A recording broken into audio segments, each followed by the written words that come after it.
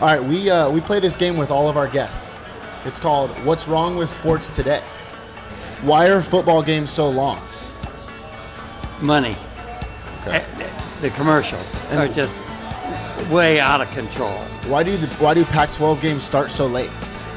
That's really a sore point because I have season tickets to the Cal games. So they start at 7:30 at night. Oh, I know it. Are you kidding And they're me? not finished till 20 to midnight. I know. But BI, you want to have at least 7 hours to drink before the game. Yes. And you don't want to start drinking in the morning. Because I know you're a tailgate guy. So that way you have from 12 to 7 to drink. That way you get a nice breakfast in you before you start drinking. Does that make sense? No. Everybody's consuming sports in a different way now.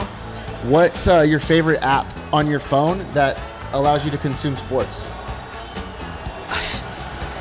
I don't have a favorite app on my phone. I hardly know how to employ any of the features that it has. Why is everyone complaining about concussions? I thought that was just part of the game. There have been a lot of changes in football which have created the situations that concussions are inevitable. When I played at Cal, we played Santa Clara, and I can't remember the kid's name, but from Santa Clara, a left tackle. He broke through, and nobody touched him. And I was the only thing between him and the ball. And all I remembered was his fist coming up from the ground and smashing me in the face. The next thing I knew, I'm sitting on the grass, and I look up at the scoreboard, and the score is 21-0. What in the world? It was the second half, and I had played the whole first half. Just What? a rote memory. I called the plays and ran the plays. That's like my Friday night. Yeah. If you got paid $20 million, would you take a snap in a pro football game right now? In a heartbeat. That's what I like to hear.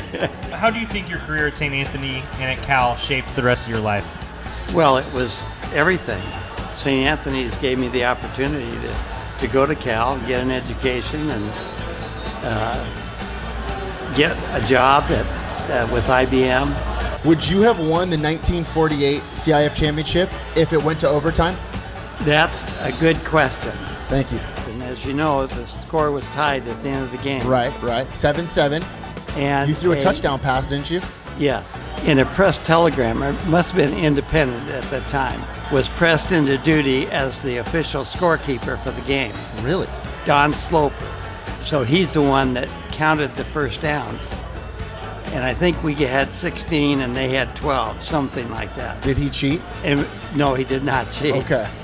Is Johnny 5, Johnny Buchser the Fifth, is he your favorite player of all time? Oh, I know Johnny Buchser. That was the most exciting football game I have ever seen, bar none.